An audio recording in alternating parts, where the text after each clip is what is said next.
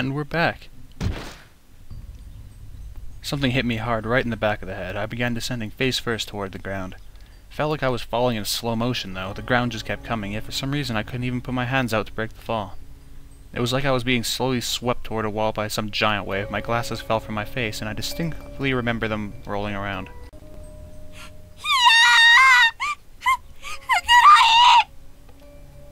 Mitsuki's panicked screams brought me back to reality. Suddenly I remembered what was happening. She and I had pursued Emi Urabe from the pool back into the school building and found her quickly enough.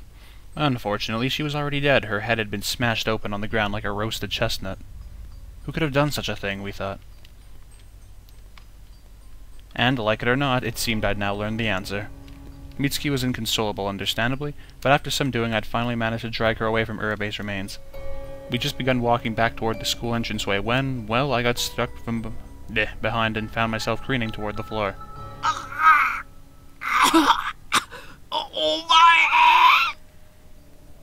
I was losing focus, but could still make out the pool of blood spilling from my head, accompanied by a sound reminiscent of a leaky faucet. And, unfortunately, I could also make out the vague form of a man standing over me, raising whatever he had hit me with into the air for another strike. I instinctively shielded my head with my right arm and felt every nerve ending and every muscle in it twist unnaturally as the blunt object came down.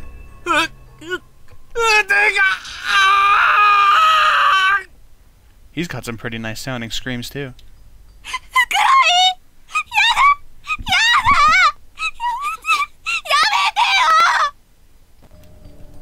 Mitsuki's tomboyish face looked uncharacteristically wrinkled and puffy, with tears streaming down both cheeks, or maybe it was just my blurry vision. Mitsuki!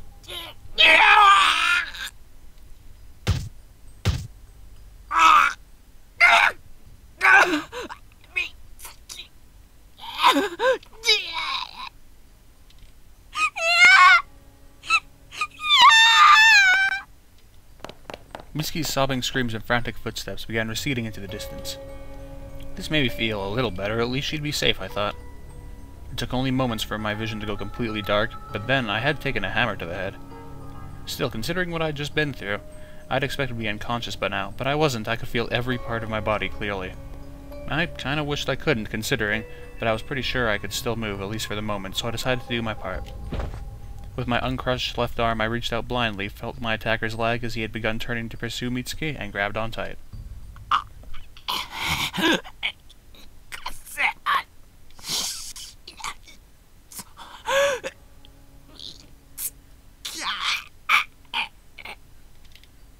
Mitsuki was important to me.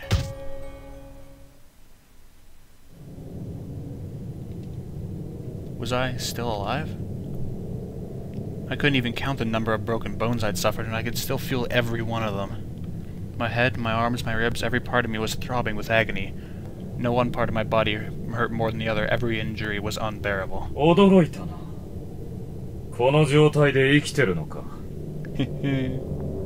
Someone was next to me, down on one knee, head right to my ear from the sound of it. A young man, probably around my age.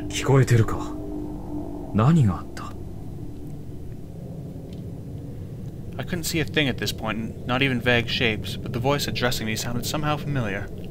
I felt this was someone I could trust. Yep.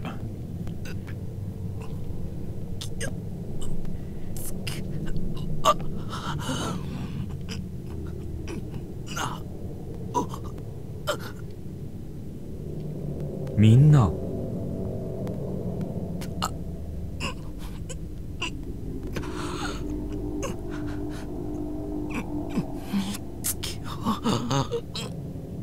Yamamoto.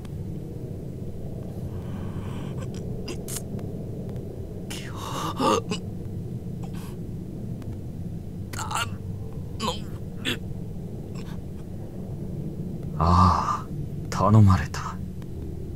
ちゃんと面倒見てやるよ。Even without seeing his face, I could tell he was sneering when he said this. Then in the next moment I felt something hot bore into my abdomen.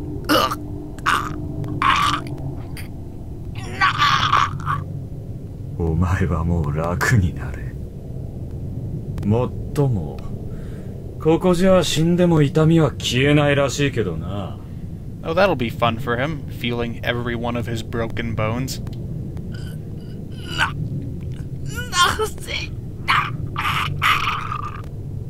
どうでもいいだろ。お前はもう死ぬ。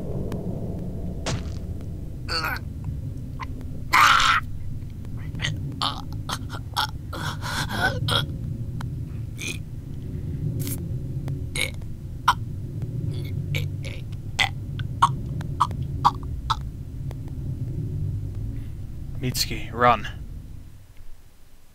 Yes, there's a hot man on your tail, look out.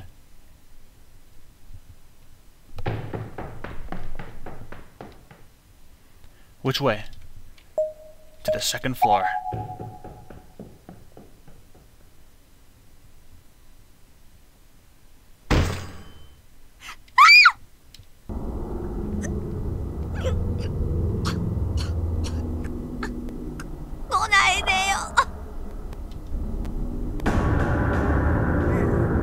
And somehow he got up there. Yoshikazu can teleport. His expression never once changed. He was like some kind of twisted, life-size doll with one face. No doubt the face he'd been wearing when he killed me. He'd be wearing when he killed me. The last face I'd ever see. What could I do? What options did I have?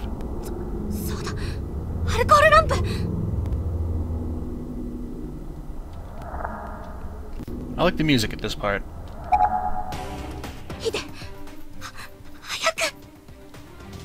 With adrenaline's help, I managed to get the matchbox out of my bag, withdrew a match, and even unsuccessfully strike it a few times, all in an instant. Finally, I got a flame, but it wasn't fast enough. The expressionless giant's hammer struck me full force on my right knee.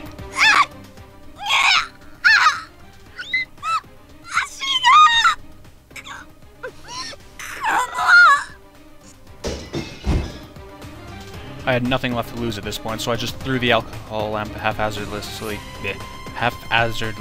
It struck the expressionless man's raised hammer and shattered. A sizable amount of methanol spilled from the shards all over his face and chest, and there, thankfully, it burst right into flames. The man's entire torso was immediately engulfed.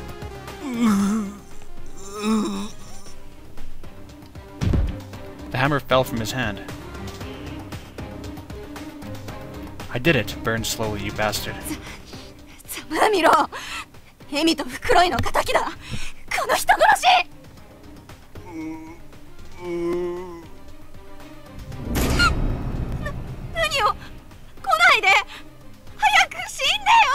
You can't stop, Yoshikazu. His flaming hand grabbed my wrist.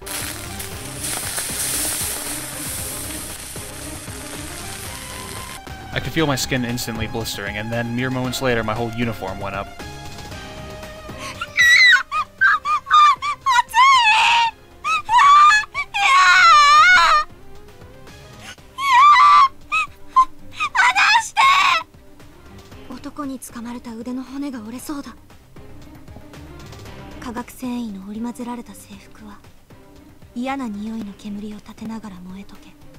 Oh, that sounds fun.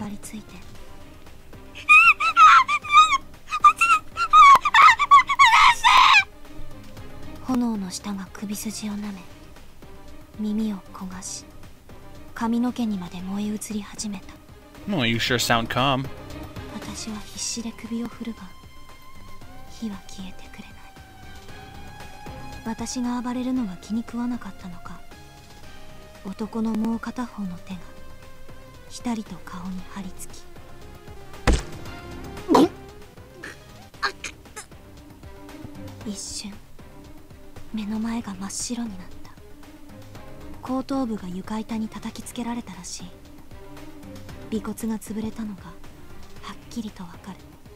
I like how the really hopeful hardcore music is still playing.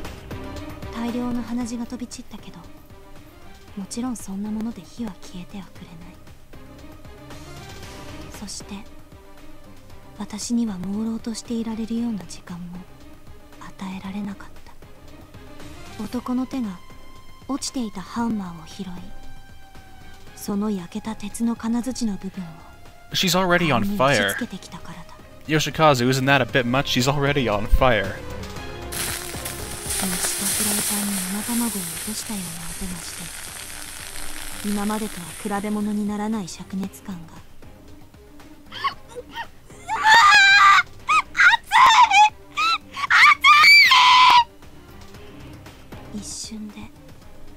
視野の半分が真っ暗になった。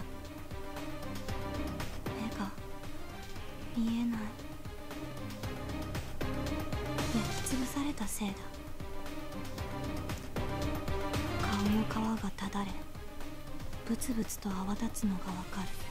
肉の焦げる奇妙に香ばしい匂いが鼻腔を刺激する。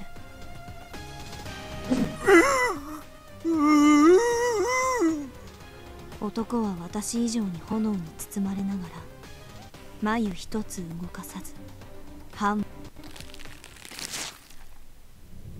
ベリベリと私の顔の皮を剥がしながら。 Well, at least the hopeful music finally stopped. 男は何の考えもなく一つの作業を行うようにハンマーを振り上げ、私の顔をめがけて振り下ろ。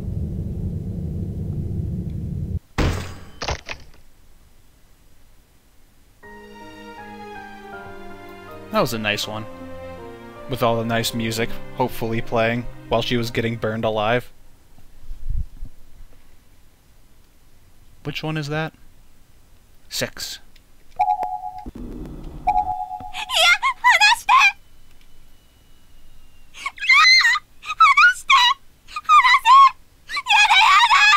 She didn't even get to try something else.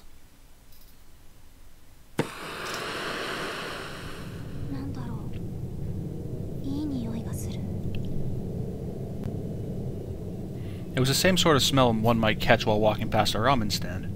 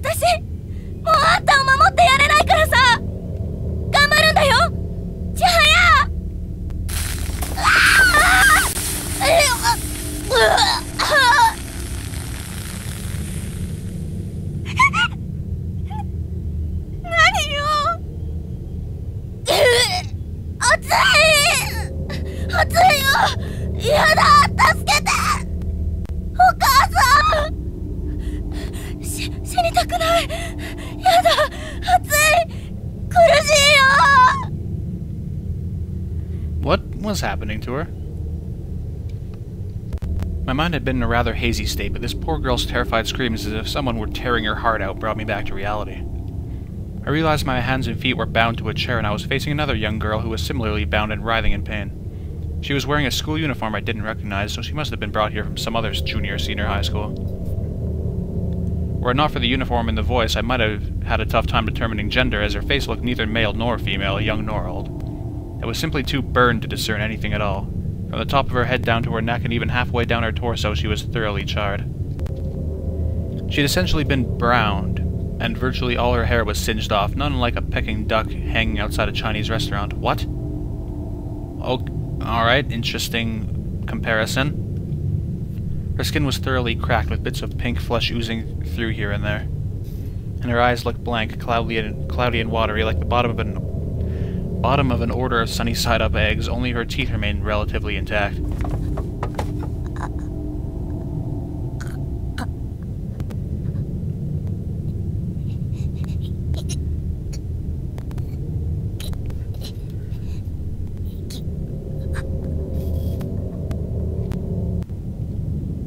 I have no idea how much time passed after that. For a while, the only real sounds were her chair rattling as she shook and her murmurs of agony. Then all that stopped and the girl fell silent. Considering where she'd been burned, I suspected her lungs must have given out in the end, though really it could have been any number of things.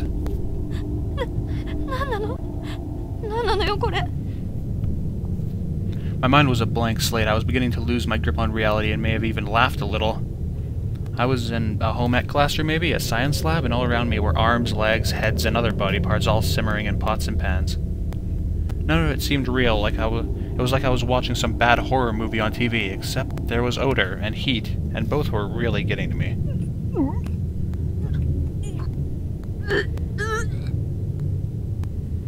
I was getting nauseous, but not from the smell. It was instead from the thought that this aroma of human flesh boiling and frying was making me hungry.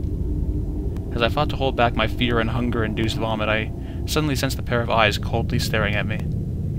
I looked in the direction from which I'd felt the sensation and saw before me a little girl in a red dress just standing and watching. いい時に目が覚めたのね。ちょうどあなたの番が回ってきたところよ。やだやだ、まさか冗談。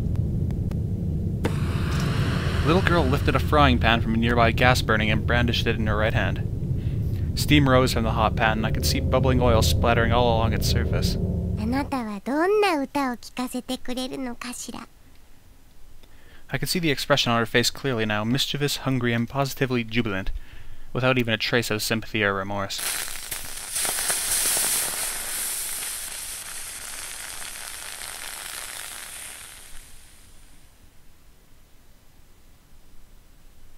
Oh, that's it. So that wrong end would have been a lot better if I got this one wrong end in Chapter 2, where Nana finds Nari's body. And we also find... Like, if you... In that part, we're running away from Yoshikazu. And if we go to the infirmary, we hear Chihaya getting cut to pieces in there. And later, when we find Nari's body, Sachiko walks in with Chihaya's head and plays with it like a doll. Like, you know, or a puppet. She sticks her hand underneath and plays with the mouth. Kinda wish I got that wrong end.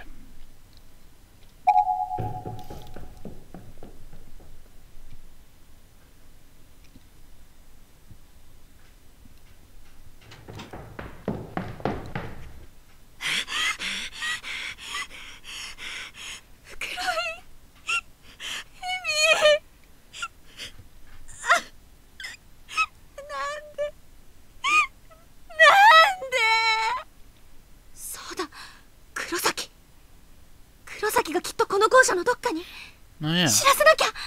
Forgot about that guy. I ran anywhere and everywhere looking for Kurosaki, screaming his name at the top of my lungs, but he was simply nowhere to be found. Kurosaki! Doko! Kurosaki! What is that noise? Whatever, you probably can't hear it. Someone's sawing something outside. I think.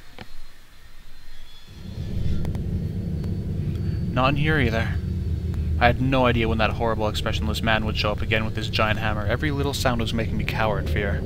What I needed was a weapon, something to defend myself with. There had to be something like that in here, right? Whoops.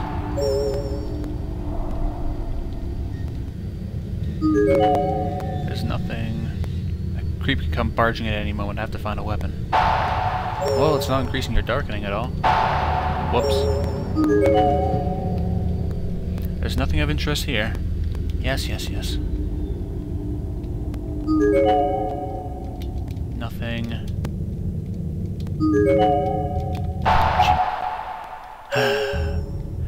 Keep hitting the wrong buttons. There's an oversized chisel in one of the drawers.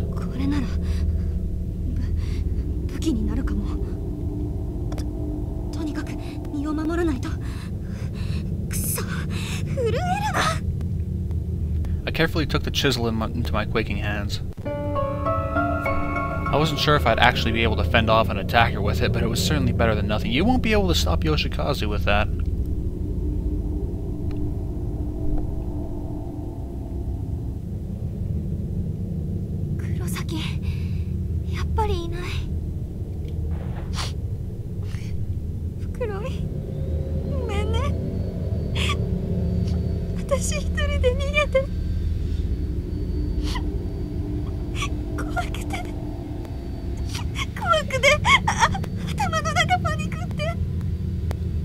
Awesome, so that saw is picking up in the recording. It sounds like a vacuum, though.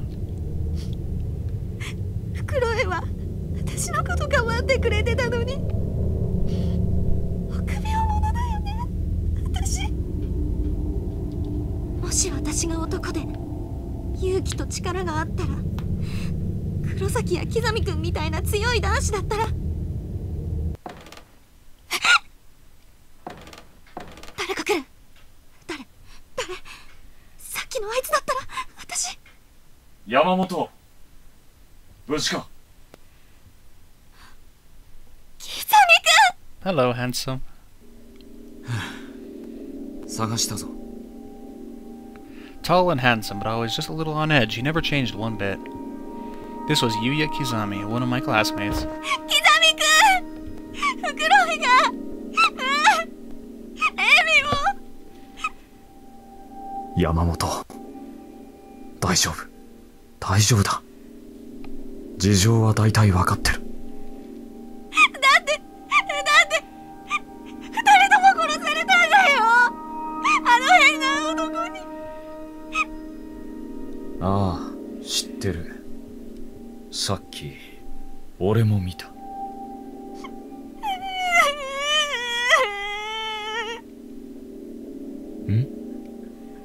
この彫刻刀はこれでそいつと戦おうなんて思ったのか。私なんかじゃかなわないだろうけど、でもただ殺されるよりはって。バカだな、山本。こんなもの必要ないんだよ。Kizumi cupped my right hand between both of his, as if consoling me, and gently removed the chisel from my grip. He was so gentlemanly about it, his touch soft and caring. キザミくん。俺が今お前の恐怖を。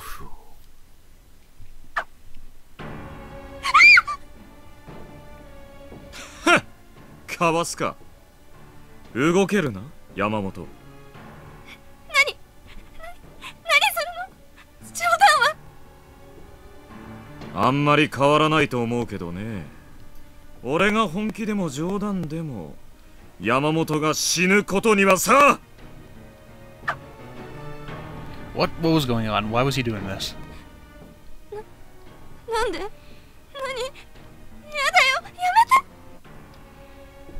さっきの話だけど、一個訂正な。フクロイは殴られて死んだんじゃない。刺されて死んだんだよ。こんな感じでブスッと。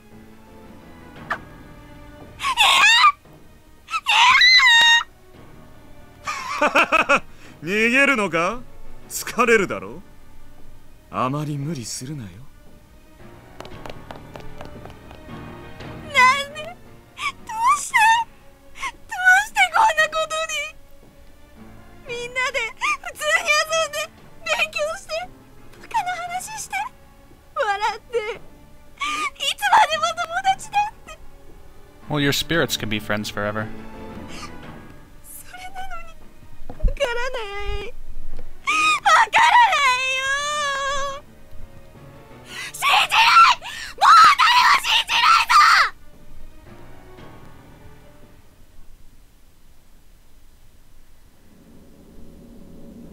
There's a candle shimmering here along with a note. Whatever you do, don't look behind you. 振り返ったらどうなるって言うんだ。 We get a bad wrong end, so we're not gonna look back.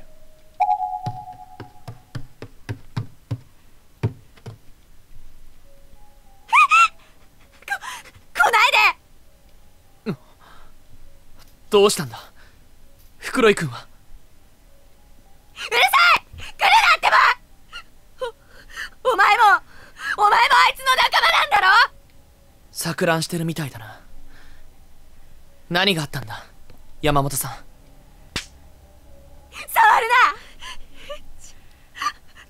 違う。手に違う。お前やっぱりお前も。誤解だよ。これはさっき死体を調べた時に。 Oh yeah, that's fine. おかしいって思ったんだ。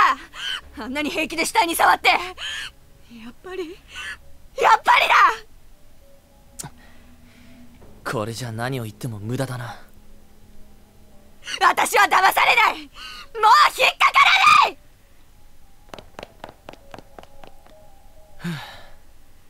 い。やかましい女だ。生きている人間はうるさくてかなわないな。人は寡黙な方がいい。山本さん、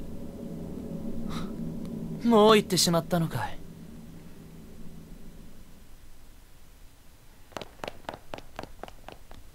I ran as fast as I could, as far as I could. It was obvious to me that now that even Murishige was out of his mind, there was no one left I could trust.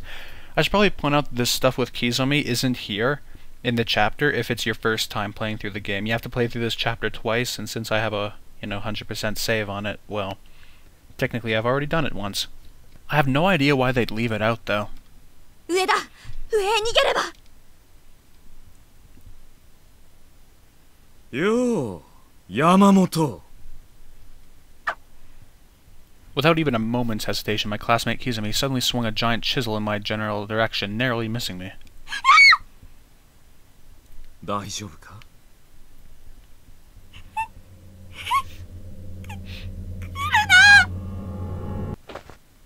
逃げ惑うのもいいけど、無理するなよ。体力は温存しておかないと。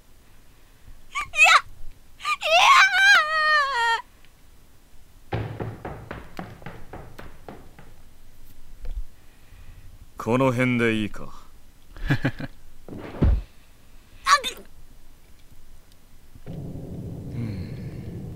大丈夫か？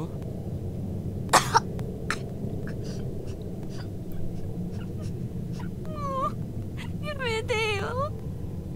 え？何をだ？も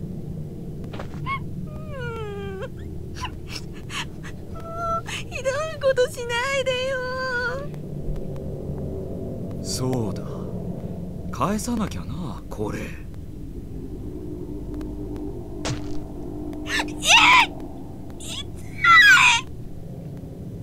A sudden burning pain shot through my body, shaking my whole field of vision. The fat, dull blade of the chisel had been forcibly plunged deep into my thigh, all the way up to the handle. 感触がやはり違うんだな。男と女とでは。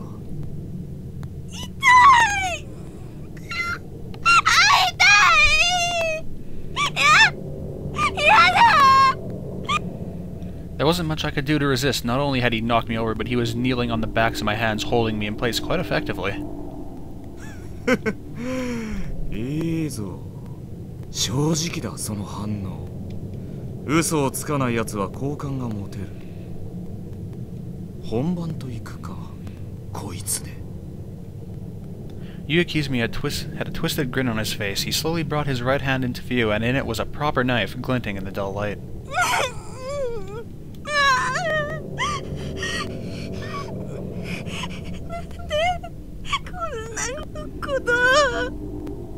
山本、ほらここ、お前の腹に行く。I could feel Yuya Kizumi reach up from under my skirt and press the cold blade of the knife against my abdomen. And then with one thrust, the knife was completely inside my body. My thoughts became jumbled. The pain was so intense it felt like my brain was on fire. It took me a moment to process the sensation of a foreign body lodged unnaturally within me. I could feel all the blood gushing out from the wound.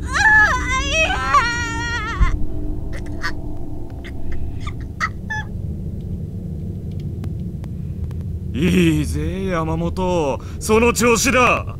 いい声聞かせてくれよ。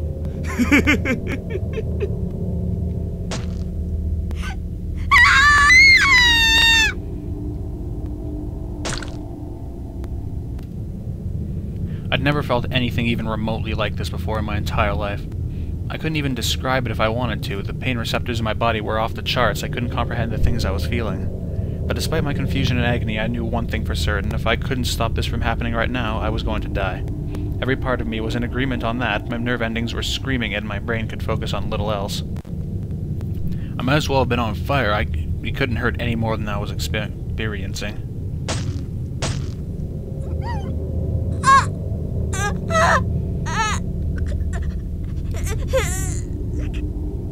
No, it was too late for me. I could tell that the wounds inflicted were irreversible, irreparable. I had to accept it. I was going to die. I began vomiting blood, and it was beginning to lodge itself in my respiratory tract. Breathing was becoming harder and harder with each passing moment. My abdomen had been completely minced at this point, and the pain was so intense that I wished I could just leave my body altogether. My arms and legs were cold and numb, and my sense of reality was beginning to waver. My last breath couldn't be far behind. And yet, Yuya Kizumi was smiling. It was a distant, relaxed smile, as of someone looking up at the stars or smelling a rose. It was a smile of a psychopath, the smile of a person about to end my life. For no particular reason. ちょっと声が小さくなってきたんじゃないか。もっと聞かせてくれよ。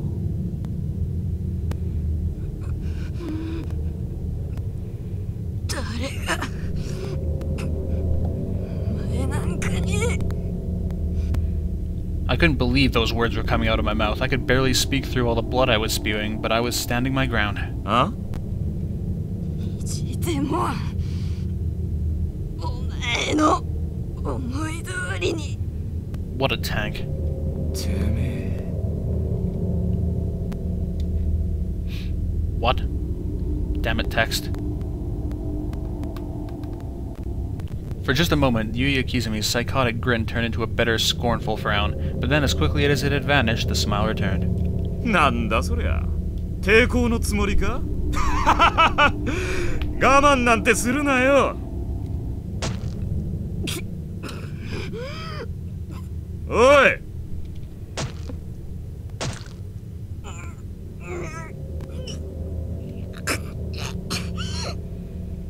どうした？声が小さいぞ。ほら叫べよ。いてんだろ。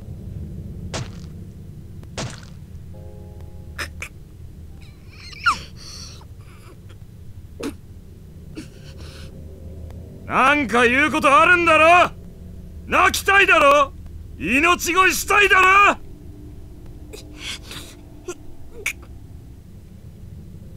I was concentrating so hard on biting my lip and holding my mouth closed I'd swear I'd forgotten how to breathe.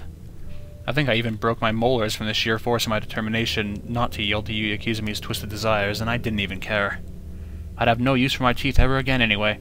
I wouldn't be eating anything where I was going. I wouldn't scream for him to stop, I wouldn't call for help, and I wouldn't beg for my life.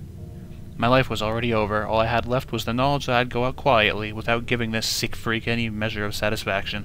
俺の方を向けよ。無視するなよ。話せよ。言葉を。 He was beyond redemption. There was absolutely nothing I could say or do to help him. I could either waste away silently or feed his psychosis. I could never make him understand how I felt at that moment. I could never convey to him just what he'd done to me. Death was my best and only option.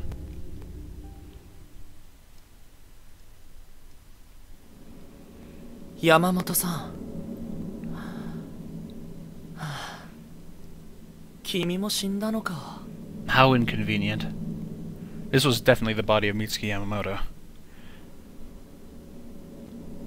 Her stomach and abdomen had been stabbed dozens upon dozens of times and were practically liquefied. They looked like a bit like gazpacho. Her body was still warm to the touch too, meaning her death must only have just occurred. 不思議なもんだな。ほんの数分前に話した人間がこうして死んでいるっていうのは。だけど山本さん、綺麗だ。とっても綺麗だ。さっきまでとは雲泥の差だ。君は今完全に自分の全てをさらけ出して無抵抗だ。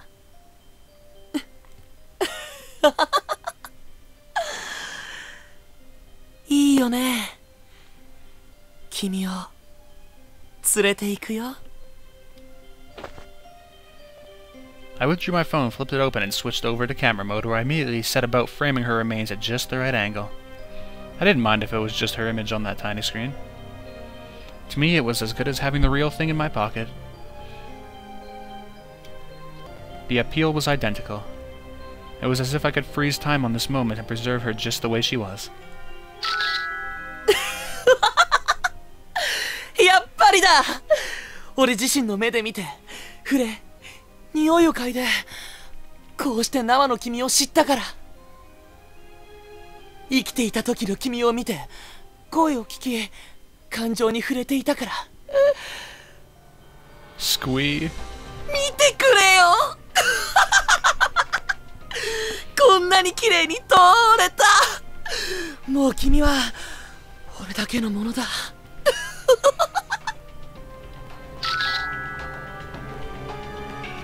たまらない。たまらない。君はひどいやつだな。Man, his voice actor must have been having a lot of fun here. 俺をこんなに興奮させて、心をかき乱して。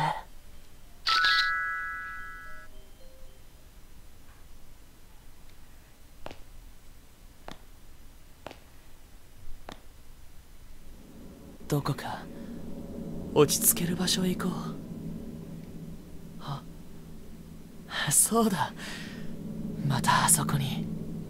そういえば今日はマユにセビリアの理髪師の録画を頼まれていた。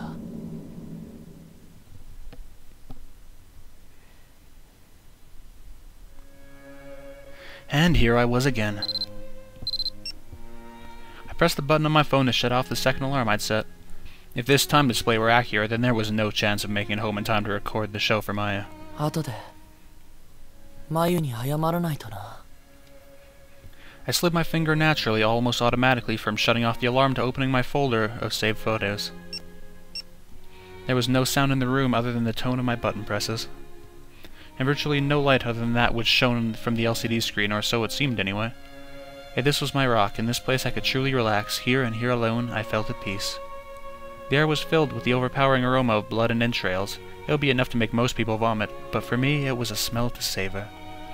I'd even describe it as comforting. Perhaps it's because it reminded me that I was in her presence. She, who decorated the wall like a flower in full bloom. When I sat across from her I felt more at ease than I can possibly convey in words. It was as if she'd always be here for me, as if she were waiting for me. And sure enough, whenever I felt weary or needed respite, the door to this infirmary would always open for me, despite its tendencies to the contrary. Each time it did, too, I'd always be drawn in as if the room were swallowing me up, and my eyes would always happen upon this offering first. This girl upon the wall, slowly drying and slowly rotting, would always be there to greet me, and never once did I tire of the sight. ずいぶん集まったな。死体の写真。I begun talking to myself, or maybe I was talking to her. Within my phone's memory were stored some of a man's most sensual, most voluptuous objecta, and she was the tip of the brush, the grand prelude. I'd amassed a whole other building's worth of beautiful sculptures to admire now, too. I was thrilled to bursting. これだ。This was the sculpture known as Mitsuki Yamamoto in life, but in death she was my property, one of my many pieces of found art. Those spirited eyes, now dulled and clammy, those lips that spoke such harsh words, now stained with blood, her abdomen shredded, her innards exposed. So alluring, so captivating was she now. Sometimes, destroying that which is beautiful only serves to make it more beautiful. And truly, this was the proof. しかし、やっぱり残念だな。It was a shame that I could only gaze upon these gorgeous works of art within these school grounds. Before returning home with Mayu, I'd need to erase every one of these photographs from my phone. It seemed like such a waste. The world in which I once dwelled was far too narrow-minded to accept these masterpieces. It was often a hard place to call home. But as long as I had Mayu with me, I could endure. And to that end, this folder was an obstacle, a detriment, a hurdle to be overcome before I could rejoin the world of the living. I needed to delete it, to put it all behind me. でもまあ、いいか。まだ。帰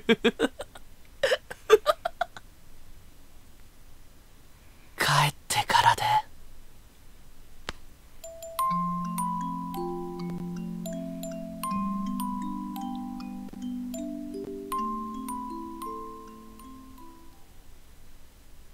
And there we go.